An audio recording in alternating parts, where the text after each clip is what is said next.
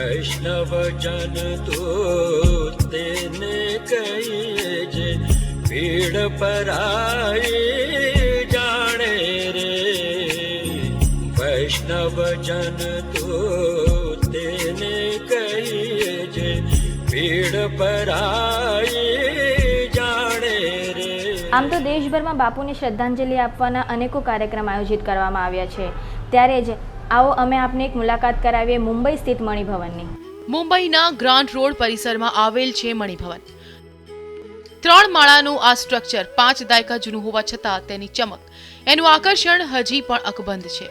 ગાંધી સ્મારક સંસ્થા દ્વારા 1955 થી મુંબઈ સ્થિત મણિભવન નામક ગાંધી મ્યુઝિયમ માત્ર ભારતીયોમાં જ નહીં પરંતુ વિદેશી પર્યટકોમાં પણ ઘણું પ્રચલિત છે.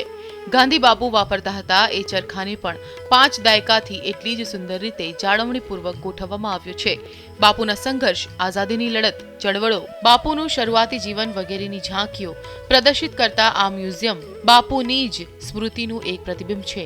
આજે ગાંધી નિર્વાણ દિન નિમિત્તે સંસ્થાએ યુવા પેઢી સુધી પહોંચવાનો પ્રયત્ન કર્યો છે. અમે આખા વર્ષમાં મહાત્મા ગાંધી જયંતી સ્પર્ધાઓ કરીએ છીએ અને એમાં લગભગ 8,000 જેટલા વિદ્યાર્થીઓ ભાગ લે છે અને અમે એ રીતે સ્પર્ધાઓ કરીએ છીએ કે બધાનું સમાપન 2 ઓક્ટોબર સુધીમાં થઈ જાય. આજના દિન નિમિત્તે મણિભવનમાં બાપુને શ્રદ્ધાંજલિ અર્પિત કરવામાં આવી. આ કાર્યક્રમમાં મુંબઈની ઘણી શાળાઓ અને કોલેજોના વિદ્યાર્થીઓએ બાપુની યાદમાં પ્રસ્તુતિઓ પણ આપી હતી. તેમજ સંસ્થા દ્વારા ગાંધી બાપુના જીવન પર આધારિત ડોક્યુમેન્ટરી પણ વિદ્યાર્થીઓને દેખાડવામાં આવી હતી. વૈષ્ણવજન તો એને રે કહીએ જે પીડ પરાઈ જાણે રે. આ ભજન સાંભળતા જ નરસિંહ મહેતાની સાથે ક્યાંક ને ક્યાંક આપણને બાપુનું પણ સ્મરણ થઈ આવે.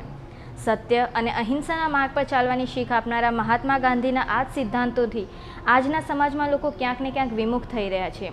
ત્યારે જે 30મી જાન્યુઆરી બાપુની પુણ્યતિથિ નિમિત્તે મણિભવન દ્વારા યુવા પેઢીને આકર્ષવા માટે શાળા અને કોલેજોના વિદ્યાર્થીઓ સુધી બાપુના સિદ્ધાંતો પહોંચતા કરવા માટે અનોખી રીતે પ્રેરણાદાયી પહેલ કરવામાં આવી રહી છે. કેમેરામેન અમોલ વાઘ સાથે દિશા કટારિયા, ETV ન્યૂઝ, મુંબઈ.